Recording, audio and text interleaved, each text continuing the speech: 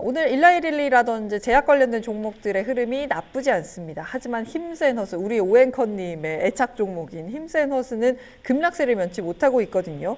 비만 치료제 관련된 뉴스가 계속해서 전해지는 것 같습니다. 올해 비만 치료제는 어떻게 보면 좋을까요?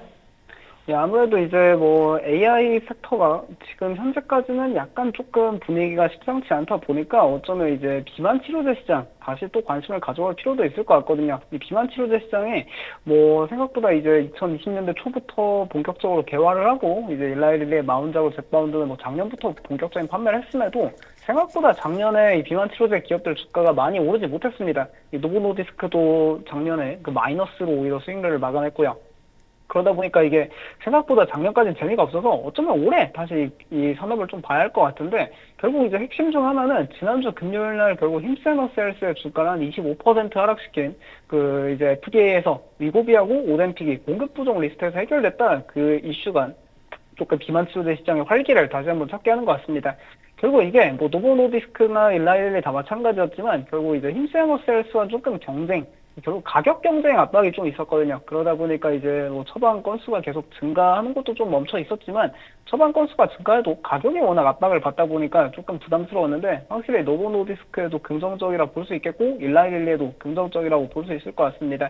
근데 이제 힘센어셀스도 국내에서 워낙 많이 투자하고 있다 보니까 힘센어셀스 측면에서 보면은 여기도 분명히 일단 단기 약재는 맞고요. 왜냐하면 기업 측에서 이 노보노디스크의 위고비 오젬픽 그 카피 버전을 이제 계속해서 투자한다라고 지난 한 6개월 전 그 정도부터 이야기를 계속 했었다 보니까 이게 분명히 타격은 맞지만 기업에서도 이게 결국에는 공급 부족 리스트에서 해소될 거다라고 이미 염두해 두고 작년부터 계속해서 컨퍼런스 콜에서도 이야기를 했었습니다. 그래서 이게 뭐 일단 단기적으로는 조금 노이즈가 될 수 있는데 기업도 어느 정도 준비하고 있었다 그렇게 보면 좋을 것 같고요. 그리고 이게 뭐 당장에 이제 뭐 판매를 중단하는 건 아니고 이게 한 90일 이내로 이 복제약 생산을 중단하는 거니까 일단 조금 시간적 여유는 있다 그렇게 봐도 좋을 것 같습니다.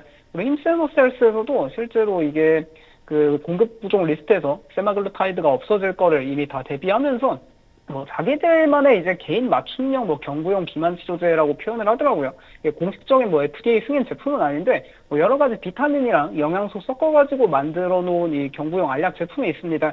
이게 뭐 먹으면 한 이제 평균적으로 한 28일 동안 몸무게가 한 3에서 4kg 정도 뭐 하락한다, 빠진다 그런 이야기를 하고 있는데 어쨌든 이런 제품도 꾸준히 판매를 하고 있다 그런 이야기를 하고 있고 그리고 이 기업도 어쨌든 이제 더 이상 복제약을 이제 만들 수 없다 보니까 그냥 그 일라이릴리의 마운저로 젯바운드 그리고 노보노디스크의 싹센다하고 빅토자를 그냥 공식 라벨 제품을 들여와서 이제 제품도 판매할 예정이라고 하니까 결국 뭐 일라이릴리나 노보노디스크한테도 긍정적이고 힘센어셀스도 그냥 그거 떼와서 팔면은 충분히 뭐 좋다 그렇게도 볼 수 있을 것 같고요. 그리고 이 힘센어셀스에서 어쨌든 위고비하고 오젬픽은 복제약을 이제 더 못 만들 걸 염두에 두고 올해부터는 그 위고비하고 오젬픽보다는 좀 성능이 조금은 부족하지만 그 과거에 있던 약물인 이 싹센다 관련한 제네릭 의약품도 올해 출시한다 했으니까 뭐 그래도 여전히 할 거리는 많다. 뭐 그렇게 봐도 좋을 것 같습니다. 그리고 지난 연말에는 조금 체중 감량 이제 관련해서 뭐 쉐이크, 단백질 쉐이크나 단백질 바도 그런 것도 출시하기도 했고 그리고 어쩌면은 이 기업이 조금 시장에서는 계속 뭐 비만 치료 그런 걸로 연관을 짓고 있는데 사실 더 중요한 거는 뭐 그런 은밀한 처방 그런 거와 관련해서 좀 AI 기업으로도 진화할 가능성이 있거든요. 실제로 지난번부터 이 힘세머셀스가 약간 자사 AI 기술을 뭐 강조하고 있는데 힘세머스의 매치라는 이제 자체 AI 기술이라고 합니다.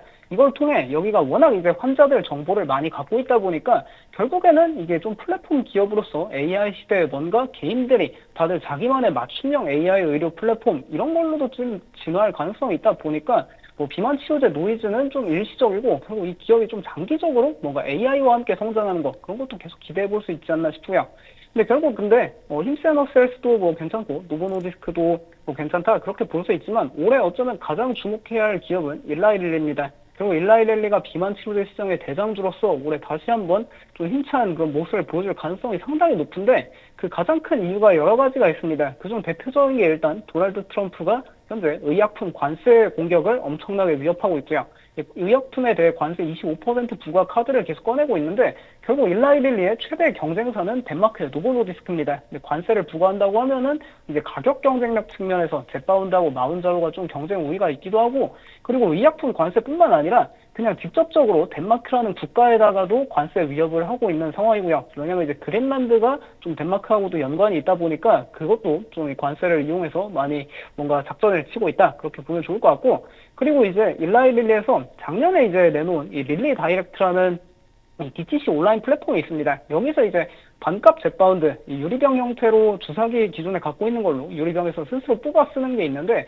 이것도 이제 점점 공급이 증가하면서 점점 이제 저가로 좀 힘세너셀스의 그 저렴한 의약품이랑 경쟁 구도가 가능하지 않을까 기대감도 있고 또 일라이릴리에서 올해부터는 이제 중국에서도 판매가 시작될 거다 그런 걸 강조하고 있습니다. 저희가 작년 7월에 이제 중국에서 젯바운드 승인을 받았는데 그 판매를 아직 못하고 있었거든요. 공급이 부족하다 보니까. 공급이 점점 증가하면서 올해 하반기부터는 중국에서도 매출이 꽤나 나올 거다. 그런 긍정적 이야기를 하고 있고 또 올해 상반기만 해도 작년 동기 대비 뭐 이제 그 생산 용량이 거의 한 60% 증가했다. 그런 이야기도 있고 그리고 이 기업의 핵심은 올 4월에 나오는 이 올포글리프론이라는 경구용 비만 치료제입니다. 이게 이제 올 4월에 임상 3상 테스트를 통과하고 내년 초부터 판매 가능성이 상당히 높게 나오는데 근데 이게 흥미로운 게 아직 임상 3상 결과가 나오지도 않았고 FDA 승인을 받지도 않았는데 이미 일라이릴리에서 프리런치 인벤토리라고 해서 이제 그 제품이 판매될 것으로 예상하고 이미 제품을 만들어서 재고로 쌓아놓고 있습니다. 이게 지난주에 연례 보고서를 통해 공개가 됐는데 결국 일라이릴 측에서 이제 자체 내부 데이터를 통해서는 이 약이 거의 100% 출시를 확신하고 있고 벌써부터 이 그동안에는 젯바운드가 좀 공급 부족 이슈가 있었지만 이 올포글리프론 이 알약은 이제 공급망 이슈가 없도록 미리 다 만들어 놓는다고 하니까 확실히 이게 FDA 승인만 받으면은 조금 게임 체인저가 되지 않을까 그렇게 보면 좋을 것 같고 그리고 이 올포글리프론 외에도 올해 말에는 이 레타트루타이드라는 이 티르제파타이드 다음 세대 비만 치료제 후보 물질이 있습니다. 이게 원래 내년 4월에 임상 3상 결과가 나올 예정이었는데 이게 올해 말에 조금 임상 3상 초기 데이터가 생각보다 빨리 나올 수도 있다 이런 발언이 있어가지고 확실히 일라이릴리가 올해 조금 주가 촉매제도 많고 뭔가 특히 이 올포글리프론이라는 경구용 비만 치료제 이게 출시된다면은 뭐 여러 가지 경쟁이 있지만 그 경쟁 구도에서 가장 앞서 나갈 수 있지 않을까 그렇게 보면 좋을 것 같고요. 그래서 뭐 주가도 힘세너셀스 같은 거부터 한번 체크해보면 여기가 이제 오늘 장 끝나고 뭐 실적 발표가 있어서 지난주 금요일부터 워낙 변동성이 크게 나타나고 있는데 일단 그 FDA 공급 부정 리스트에서 이제 제외돼가지고 사업 타격을 받은 건 사실이고 결국 이제 이거를 주가를 되돌리려면 오늘 컨퍼런스 콜에서 관련해서 어떤 대안책이 있는지 뭐 그 구체적인 대안책을 발표하고 그리고 또 슈퍼볼 광고 관련해서 얼마나 많은 이제 가입자가 크게 증가하고 있는지 그런 좀 긍정적인 이야기가 나오길 한번 기대해봐도 좋지 않을까 싶고요. 그리고 이제 일라이릴리 같은 경우에도 결국 뭐 이제 주가가 조금 최근에 재미없다가 실적 발표하고 조금씩 이제 저점을 높여가는 모습 나타나고 있는데 여기도 상당히 흥미로운 것 중 하나가 최근에 이제 폼 살티네프 공개될 때마다 투자 가장 잘한다라고 시장에서 평가받고 있는 스탠리 드러켄밀러홍이 거의 한 9개월 전에 일라이릴리 전량 매도했다가 지난 4분기부터 다시 일라이릴리를 꽤나 포트폴리오에 어느 정도 매수를 하기 시작해가지고 이 점도 좀 유념할 필요가 있지 않나 그렇게 보면 좋을 것 같습니다.